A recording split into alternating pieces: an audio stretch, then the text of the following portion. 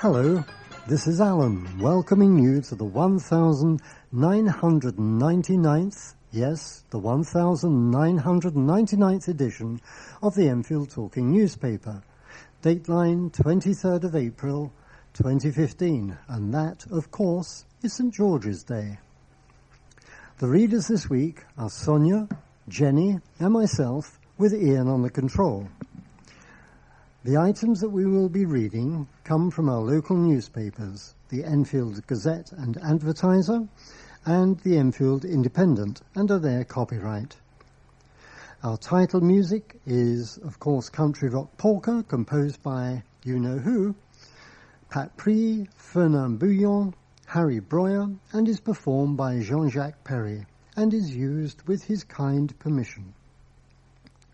The local stories this week include reward offered to help catch golf club vandals, let the record show who turned up for meetings, council's opt-out has left historic church out in the cold, and its delight and dismay. First of all, we've got some special news items, and importantly, the next two recordings of the Enfield Talking newspaper will not be taking place. Those that are recordings on the 30th of April and the 7th of May. 30th of April, we just can't get into the room. The council have locked it off, so we can't get our equipment ready. And the 7th of May is when the general election is on, so we won't be recording that night. So we won't be doing the next two recordings. The one after, on the 14th of May, will be recording, and that will be our 2000th recording. Now also, there will be no Enfield Vision Forum meeting on the 4th of May, and that's because it's a bank holiday. If you are experiencing any problems receiving your Enfield Talking newspaper, please phone Diane de Jersey on 020 8805 6578. She is your listener's representative and will be pleased to help you. Now, Sonia will read the first item of local news. The director of a golf club is offering a reward to help catch the vandals who are targeting his business. Jeremy Sturgis, from Trent Park Golf Club in Bramley Road, Southgate, is fuming after the latest in a series of attempted burglaries. Police are investigating reports of criminal damage at the golf course, which has been broken into 7 times over the past 6 months. The latest incident took place on Monday evening, and Mr. Sturgis, who has run the club for more than 20 years, is now worried about the club's financial future and is offering a £5,000 reward to find the culprits. He told the Enfield Independent, "It was really bad over the winter months when we found our golf buggies all over the place after they were driven up and down the golf course, and some have been burnt down. We are a small business and cannot continue to insure these buggies. It is hitting us hard. I'm spitting mad that this has happened once more." He added, "Hopefully the reward can help people remain extra vigilant while on the course." The director revealed that the company pays as much as £60,000 in business rates and says the whole area has been affected. He said it's not just the golf club, but the country park has also been hit by vandalism. It must be the same people targeting us over and over again, and we are fed up with being left exposed. Buggies cost well over £3,000 to insure. As well as calling on people to help catch the vandals, Mr. Sturgis is contemplating applying to have permanent accommodation on the site to deter criminals. We are also considering making a planning application to have someone living on this site, he said. This should help with the break-in problem, but we didn't want it to come to this. The whole area has seen break-ins, and it is a real shame to see it decline because of this. Almost 6 councillors are missing from every full council meeting, figures have revealed. Statistics seen by the Enfield Independent show 53 absences recorded over the 9 full council meetings held since last May's local election. Figures also show that just 35 of 63 councillors, 55%, attended all 9 meetings between June the 11th, 2014 and April the 1st, 2015. Of the 39 Labour councillors, 24 had a 100% record, and 11 of the 22 opposition Conservative councillors were also ever present. Recording the lowest figures was Turkey Street Ward councillor Catherine Chiba, who is also standing as Labour's candidate in Hertford and Stortford in the general election. She attended just 4 of the 9 full council meetings. The figures also reveal that former Labour councillor Rohini Simbodile attended 55% of full council meetings, the same as Hazelbury Ward councillor Suna Herman. Speaking to the Enfield Independent, leader of the opposition, Councillor Terry Neville, condemned the attendance record of Labour councillors.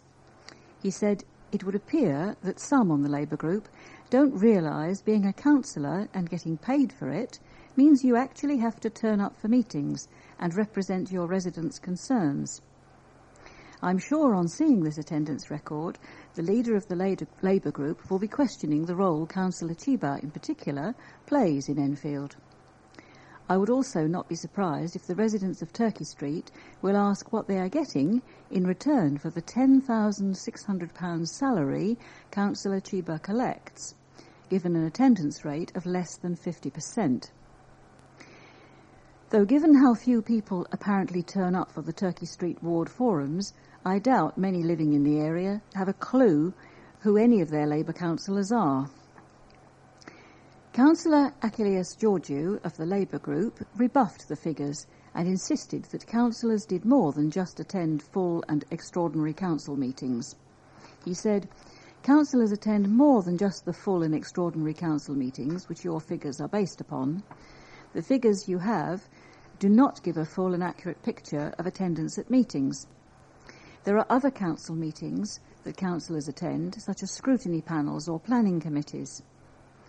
On top of these meetings, which are recorded, they should also be attending meetings with officers, particularly if they hold positions such as a chairman of a panel or are members of the cabinet, residents' meetings, and very importantly, holding surgeries, something each and every Labour councillor regularly holds, a duty some Tory councillors appear not to do."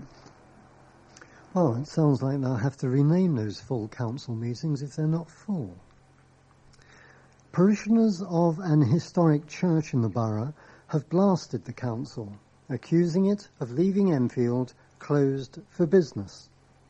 Henry Lamprecht, a parishioner at Christ Church in the Green in Southgate, says he is aghast that this year Enfield Council will not be taking part in a nationwide open house festival of architecture and design in September, during which members of the public are guided round historic buildings and public buildings.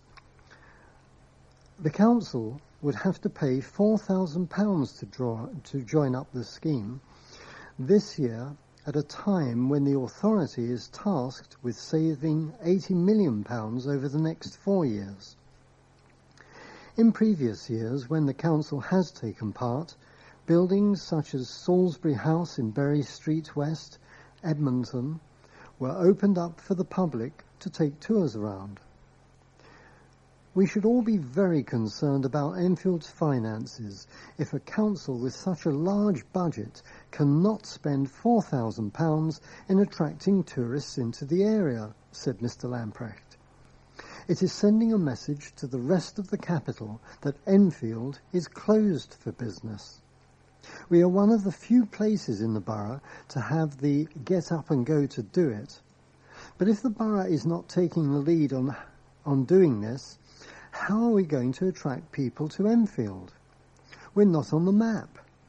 With this decision, they have effectively wiped us off the map. Although the council is being forced to make millions of pounds in savings after the local government grant was once again cut by central government, Mr. Lamprecht dismisses this as justification for opting out of the scheme this year. That is just rubbish, he said. Look at the money they spend on the Residents' Priority Fund. If they reduce the fund by £200 in each ward, they could easily afford to take part in the scheme. I just don't buy it. The open house days benefit the entire community, not just one ward or group within that ward.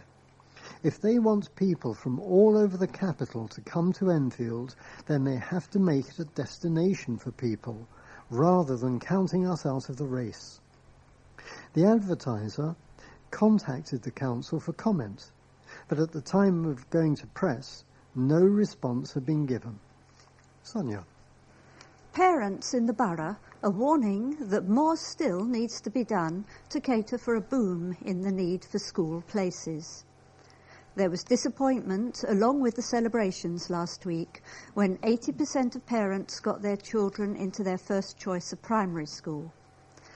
However, some parents in the so-called black hole of provision in the southwest of the borough have lingering frustrations that, despite the council's efforts, it remains nigh on impossible to get their children into the most convenient schools.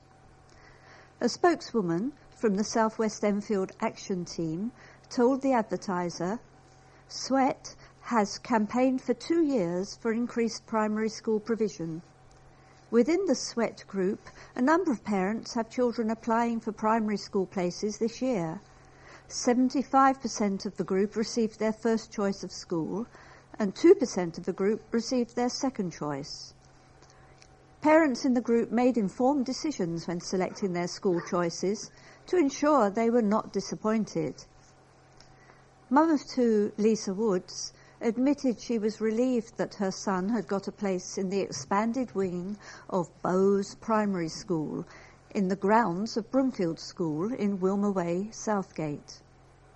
But it is more than a mile away from her home in Conway Road, and the hilly journey down to the North Circular Road effectively rules out walking to school. I would love to walk to school with my child, but between getting to work and sorting the childcare out for my other son, it means we may have to rely on making that journey by car, as even on adult legs, that walk takes 25 minutes, she said. Lisa's first choice was in Waterfall Road, Southgate. However, she lives just outside the school's small catchment area.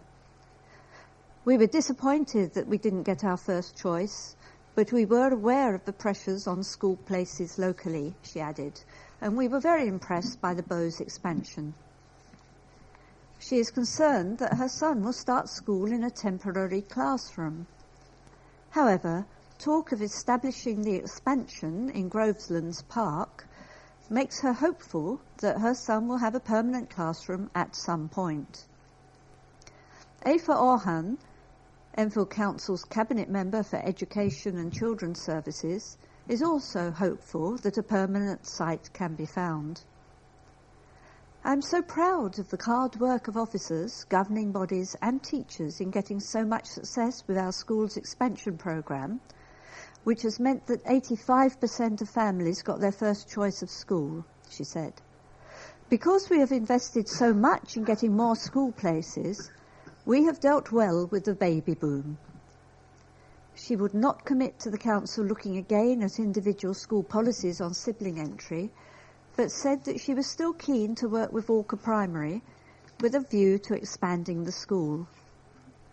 I have always been committed to discussing the expansion of Walker School, she added, but I also have to listen to the decisions of governing bodies and teachers.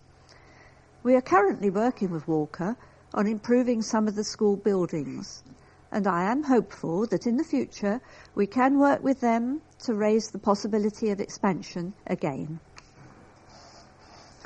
After 4 decades of silence, the strange spirit which terrorised a family in the borough is set to fly again, except this time the phantom will be strictly confined to TV screens. The story of the Enfield haunting, when one home in Green Street, Brimsdown, was torn apart by the presumed antics of a poltergeist in 1977, will be brought back to life on Sky Living on Sunday, May the 3rd. The 3-part series stars Timothy Spall as novice paranormal investigator Maurice Gross and Matthew McFadden as the senior, more sceptical investigator Guy Leon Playfair. Peggy Hodgson and her 4 children, Margaret, 12, Janet, 11, Johnny, 10, and Billy, 7, lived at number 284 and were getting ready for bed one warm August night when suddenly a strange force seemed to be unleashed in their home. It began as a strange knocking sound in the walls, which even their builder neighbour couldn't make head or tail of. A chest of drawers in the girls' room suddenly started to move of its own accord. A terrified Peggy called the police, who were baffled.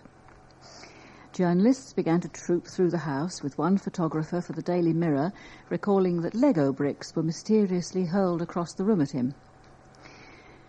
With the eyes of the world now focused on the bizarre events, the spooky goings-on ratcheted up with reports that Janet, the child who seemed to be at the centre of the poltergeist interest, appeared to levitate from her bed. And strangest of all, when the investigators arrived, she began speaking in the voice of an old man named Bill Wilkins, who had lived and died in the house. The 3-part series is a dramatisation of the case as seen through the eyes of the paranormal investigators, but for those who are easily spooked by the thought of the ghost making a comeback in the years after the haunting, Janet admitted that she and her sister and brothers had made up some of the spooky goings-on. Speaking to the Daily Mail in 2011, when asked how much of the phenomena was faked, she replied, "I'd say about 2%. Janet also revealed in interviews in the years after the haunting that the terrifying events only calmed down once the house had been visited by a priest. The series is scheduled to be shown on Sky Living and on-demand services. A student running the London Marathon has raised more than £5,000 for the North London Hospice. George O'Shea, aged 18, discovered the dedication of staff at the hospice, based in Finchley and Enfield, in the wake of tragedy last year. While studying for his A-levels at St Ignatius College in Turkey Street, Enfield, 2 of his school friends' mothers died after being cared for at the hospice. Their close-knit group of friends committed to raise money so that other families could benefit from the same excellent care they heard about. He is now making his final preparations ahead of competing in the London Marathon and has been busy holding a range of fundraising activities, including an event at the Oakwood Tavern pub that raised £3,000. Although starting with an ambitious target of £2,500, George has smashed that figure, with his current total standing at £5,385.88. His friends have raised thousands more through fundraising events, including a football day. The teenager, who lives in Oakwood, is balancing his marathon training with studying for a degree in sports science at Brighton University. Despite struggling with a foot injury, George says he is nervous but excited to compete and can't wait for the event, which is this coming Sunday. He said, "It is fantastic to have raised so much. Everyone has supported me and motivated me, so I know I have to push on and do it." Praising the work of the North London Hospice, he said, "While my friends' mothers were being treated, they received excellent care, and the families were well looked after. It really took the stress off the families during a terrible situation."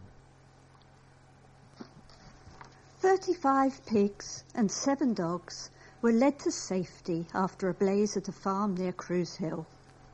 6 fire engines and 35 firefighters and officers attended the barn fire at Sloman's Farm in Whitewebs Road. 2 barns, containing 5,000 bales of hay, were ablaze when crews from Enfield, Finchley, Edmonton and Hertfordshire arrived at 3:30 p.m. on Wednesday last week. A flatbed lorry and 2 outbuildings were also affected. The fire was under control by 7:30 p.m, but 5 engines were still at the farm on Thursday as firefighters continued to dampen down. The blaze is thought to have started by accident. 2 propane cylinders were also cooled after being caught in the fire. Station manager Steve West said, "When they arrived, our firefighters were faced with 2 open-sided Dutch barns and a number of farm outbuildings which were alight. Thankfully, farm workers had managed to lead around 30 pigs and 7 dogs to safety before we arrived. Our crews worked hard in hot and challenging conditions to get the fire under control." Officers from the Environment Agency were also on the scene on Thursday to check that Cuffley Brook had not been affected by contaminated water. Environment Officer James Burton said, "We've seen no negative effects on the fish so far."